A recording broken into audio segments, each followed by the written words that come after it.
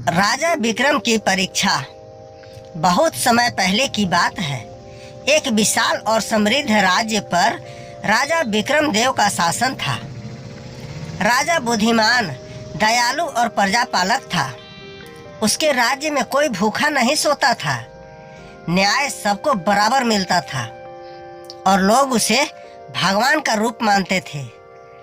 लेकिन राजा के मन में एक सवाल हमेशा उठता रहता था, क्या मैं वास्तव में एक अच्छा राजा हूँ या लोग सिर्फ डर या आदत से मेरी तारीफ करते हैं। राजा का निर्णय।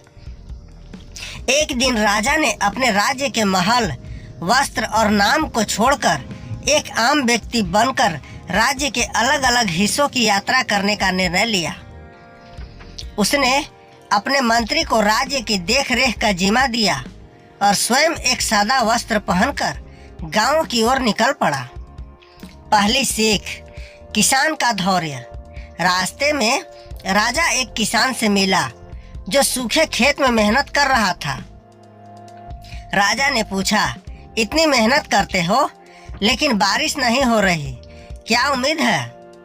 किसान मुस्कुराया और बोला, महाराज, मेहनत करना मेरा धर्म है, फल देना ईश्वर का काम। अगर आज नहीं मिला कल जरूर मिलेगा। राजा ने मन ही मन सोचा, धैर्य ही असली धन है। दूसरी सीख, गरीब महिला का आत्मसम्मान। अगले गांव में राजा को एक बूढ़ी औरत मिली जो मिट्टी के बर्तन बनाकर बेच रही थी। राजा ने दया दिखाते हुए कहा, माँ, लो कुछ पैसे रख लो। महिला ने गुस्से से जवाब दिया, मैं भिखारी नहीं, मेहनत करने वाली औरत हूँ। अगर बर्तन चाहिए तो पैसे दो, वरना रास्ता चलते रहो। राजा चकित रह गया। सम्मान कोई दे नहीं सकता, उसे खुद कमाना पड़ता है। उसने सोचा। तीसरी सीख, छोटे बच्चे की सच्चाई। एक दिन एक छोटे गांव में राजा बच्चों के साथ खेल रहा था। खेल में राजा हार गया, लेकिन वह बहाना बनाने लगा। तभी एक छोटा बच्चा बोला, राजा हो या रंक, जो हारा है वो हारा है। हार को स्वीकार करना ही सच्चा वीर बनाता है। राजा को ये बात सीधे दिल में लगी। राजा की वापसी। कई महीने बाद राजा विक्रम अपने महल लौटा, लेकिन अब वह एक बदला हुआ इंसान था।